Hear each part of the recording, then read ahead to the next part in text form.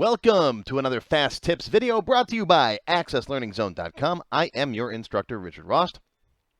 In today's video, we're going to talk about crosstab queries and how you can use them to summarize your data. So what is a crosstab query? Well, a crosstab query lets you take a whole bunch of seemingly random information like this, right? You got order dates and order totals and what state the customer's from, and you can take that and put it into something that looks a lot more meaningful. Here you can see a summary based on each state and based on each month. Okay, those are crosstab queries. If you're familiar with Microsoft Excel, crosstab queries are very similar to pivot tables. Here's some sales and expenses, for example. I've got different stores, right? You got a store from Buffalo, Chicago, Toronto. Here's the year over here, right? 2000, it goes down, 2001, 2002, and so on. Yes, this is an older class. Okay, I stole my own screenshots from one of my older Excel classes. All right, you got the store, you got the manager, you got sales and expenses. Again, looking at this, it's very hard to see any kind of pattern, but you can summarize it with a pivot table. And here you've got, right, the store and then each year. And you can put totals on there if you want to. And the reason why they call it a pivot table is because this now has the store over here as the row header and the year over here. And you can pivot that and flip it around. You can put the year over here and the store across the top if you want to. Or you can summarize it this way. Down here, I've got another one, right? You got the manager over here and each location. And that's why they call it pivot. You can rearrange the fields and the columns and the rows and all that stuff. Well, you can do pretty much the same thing in Microsoft Access. It's not as easy as dragging those things around in Excel, but if you want it in Access, I'll show you how to do it. Ready? Here we go. Before we get started, I got some prerequisites for you. Go watch these videos first. These are free. They're on my website. They're on my YouTube channel. I want you to know what calculated query fields are. All right, you're going to make a calculated field in a query. Watch this video on the format property and function. We're going to format a date value to be just year and month. All right, we're going to do that with the format property. Actually, the format function in this example. You should understand table relationships, right, between like customers and orders or vendors and products, right? Relationships between multiple tables, that's important. And it would be helpful to understand crosstab queries if you first know what an aggregate query is. That's where you can group stuff together basically on just like one value, like just put all the months together or put all of this one customer's sales together. All right, a crosstab query, we're going to do it with two axes. An aggregate query is basically kind of just one summary. So learn that first and then come back and we'll do the crosstab query. All right, so my goal is to take this kind of data where I've got a list of orders. Okay, the order total, what state the customer's from, and I want to see sales by month by state. So I got the state the customer's from here as the row header, and I've got the month of the sales, and then a summary of all the sales for that state for that month. Got it? That's what we're going to be doing. Okay, here we go. And some people ask, well, why would I want to do that? Well, sometimes if you're like running a large store or something, and you got 15 locations, you might want a breakdown of all the sales per month per store. So you can see which stores are performing, which ones aren't, right? This is just an example that I picked that I think everyone can relate to. Okay. Now, if you've been following my Tech Help series at all, you know this is the Tech Help free template. You can get a free copy of this off the website. I modified it slightly for this example just to make things easier. Because normally we've got orders and we've got order details, all right? And if you go into the order form here, okay, I removed some things like the notes field and descriptions. But normally, right, we've got the order date, we've got the customer, and then we have the line item details that are stored in order details, and we sum those up to get the order total. Well, to keep things simple for this example, I just basically got rid of order details. So we're going to just delete order details. What I did was I cheated, and I put an order total right here in the order table. All right, normally you would bring those together in a query, and you just summarize the order total there. But to keep this example simple, we've got the order ID, the customer, so we know where the customer's from, so we can get the state, right? There's the order date to the day, and the order total. What I want to do is take a look at this information and put it in the format that I said before, right? I want state and month. So we're going to tackle this problem in multiple steps. The first thing I want to do is get a list of all of my orders with just the month, because I have to have these so it's just year and month, year and month. The day, I don't want to summarize the whole date because then it'll put each day together. I want just the month. So let's tackle that problem first. Let's close this. Let's create a query. Create query design. Bring in your order table. We can get rid of that right now. All right, I want the order date and I want the order total. Okay, run that and you'll see there's your order date and your order total. But I want this to be just the month. All right, so I'm going to format this as year and month using the format function. So I wanted you to watch that format function. All right, so come back in here. And in this field here for order date, I'm going to shift F2 to zoom in so you can see this better. I'm going to make a calculated query field. I'm going to call it order month. Okay, that's the name of the field now. And it's going to be format the order date, comma, YYYY-MM. Just like that. I'm going to take the whole order date and just get the year and month out of it.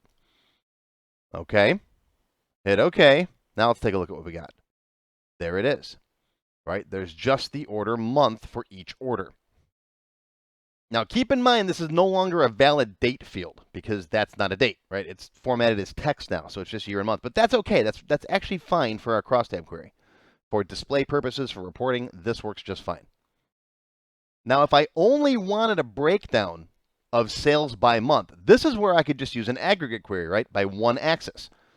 So I could just say, okay, turn the totals on, and then sum up the order total, right? And then run. And it will group by each month. See that? There's the sum of the order total for all of the sales for all of the customers for March 2022. Okay? But I want to go deeper than this. I want month and what state they're from so I can see what stores are doing better, right? But this is a good first step. Okay, what I'm going to do now is I'm going to bring in the customer so I have the states as well. Okay, let me turn off the totals, by the way. We don't want an aggregate here. Just turn that off. I want them all. And now I'm going to bring in the state, so I've got the state here. Now, how do we get the state? Well, we join in our customer table. All right, so we're going to add tables, customer T, close that. Now, you could make this a left join here if you want to, if you have orders that don't have customers, but I'm going to assume in my database, every order has to have a customer. It's required. Okay, so I'm going to now find the state field and just bring that into my query. And now I've got all the data that I need, okay, to build my crosstab query. And of course, if this is a real working database in your order table, I took some extra fields out of here. You've got a paid checkbox in the actual database to know if each order was paid. You could put a query criteria on to make sure you're just looking at paid orders. All right, but I got everything I need here to build my crosstab query. So let's go in here and save this. We're going to call this sales by month. I can't type today. By state. Q. Sales by month by state. Sales, by the way, is probably the only exception that I have to using my plural versus singular rule. Like I always make like customer T instead of customers T. But sale, just sales sounds stupid. So I always go with sales. You always talk about sales, right? How are your sales? Not how's your sale. I mean, unless it's one sale. I don't know. Anyways, I always use sales. Okay, so that query is done. Now, it is time to roll out the Crosstab Query Wizard. Now, I like this wizard. It's a good wizard, right? Access has good wizards and bad wizards, right? Are you a good witch or a bad witch? There are some good wizards and there are some bad wizards. I like the Crosstab Query Wizard because it makes the job pretty easy for you. And honestly, some things are easier to do without the wizards once you get good at them because you do them a lot. To be completely frank, I don't use Crosstab queries a lot myself. Yeah, I teach them, but as far as like in real life, once in a blue moon, I might make a crosstab query. So the wizard, you know, because you can do it manually in design view in the query, but it's easier with the wizard. So I like to make it with the wizard, and then if I have to tweak it, I'll go into the design view. All right, so create, not design, go to query wizard. I very seldomly use this. These wizards here, simple, don't use the simple query wizard. No, this guy's okay, and these two are okay, but it's easy. I can show you how to do these easier without those. Crosstab Query Wizard is probably the one that I come in here for the most. All right, hit OK. First step is easy. Which table or query contains the fields you want the Crosstab query results? So you got to put all your stuff together. You can only pull in one data source in here, one table or one query. We're going to go to queries. That's why you got to put it all together in a query first, right? We put customers and orders together. And we're going to pick the sales by month, by state, and hit next. Okay, which fields do you want as the row headings? The row. These are rows, right? Rows, records. Okay, rows. This side. These are columns. These are rows. I get a lot of people that mix these up, and it's okay. I used to mix them up a lot too. What do you want over here? I'm going to put the state in the row. Now, yes, you can actually have multiple rows and stuff in here. You can go deeper with this. So let's say you've got like country and then state. You could break it down that way. So you can see each country. You can see each state. There's a lot you can do with this stuff. Next, what do you want across the top in the column headings? That's going to be our month, order month. Next. Okay, now this one's kind of weird. This is what you want for your data, but notice it says average of order total in here. So by default, they're going to show you the average of all your orders. I don't want that. So first thing is change that to sum.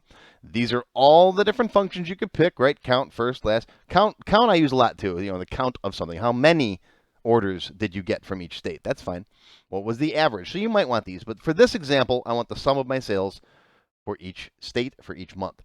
Now over here, this guy, this says include row sums. That's basically, do you want a sum for the entire row? Do you want a sum for all of New York, all of California? Now, I'm going to turn that off. I don't want that right now. If you want to play with it and turn it on, see what it looks like, great, go ahead.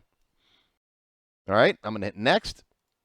Okay, there we go. I'm going to change the name just slightly. I like to put my Q on the end, and I don't like underscores in my query names. So dit, and then Q. Okay.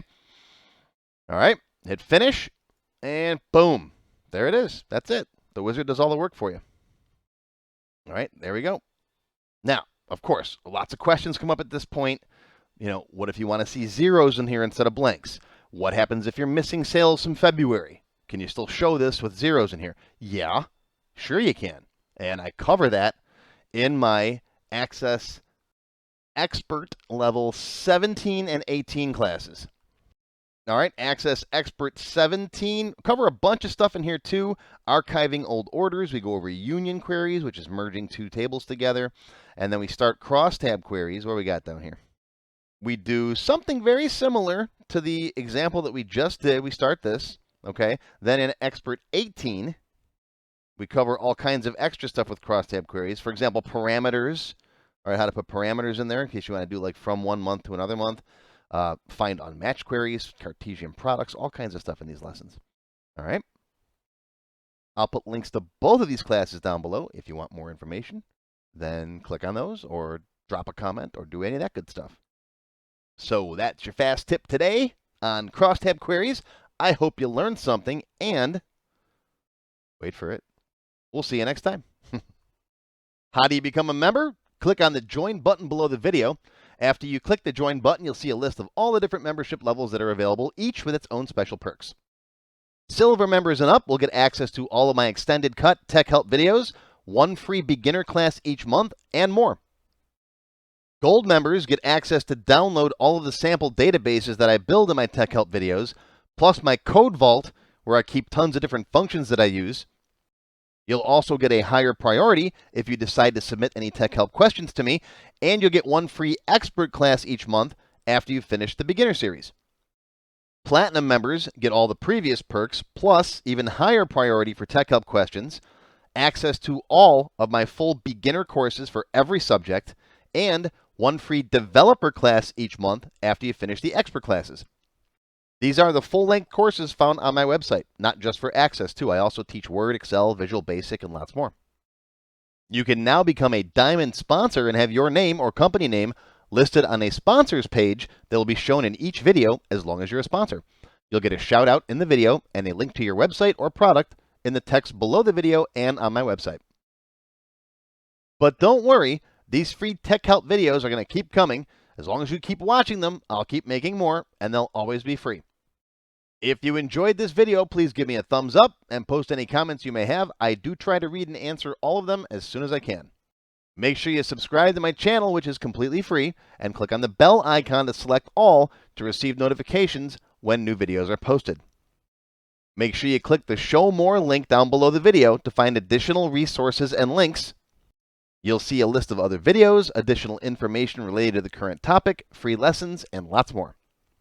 YouTube no longer sends out email notifications when new videos are posted, so if you'd like to get an email every time I post a video, click on the link to join my mailing list. Even if you don't want to become a member, feel free to donate to my tip jar. Your patronage is greatly appreciated and will help keep these free videos coming. I got puppies to feed. Now, if you have not yet tried my free Access Level 1 course, check it out now. It covers all the basics of Microsoft Access. It's over 4 hours long, and I just updated it for 2021. You can find it on my website or on my YouTube channel. I'll include a link below that you can click on. And also, if you like Level 1, Level 2 is just $1. Yep, that's all, $1, and it's free for all members of my YouTube channel at any level, even supporters. Want to have your question answered in a video just like this one? Visit my tech help page on my website. You can send me your question there. While you're on my site, feel free to stop by the Access Forum. Lots of good conversations happening there. Be sure to follow my blog, find me on Twitter, and of course, YouTube. Once again, my name is Richard Ross. Thank you for watching this tech help video brought to you by accesslearningzone.com. I hope you enjoyed this video and that you learned something today. I'll see you again soon.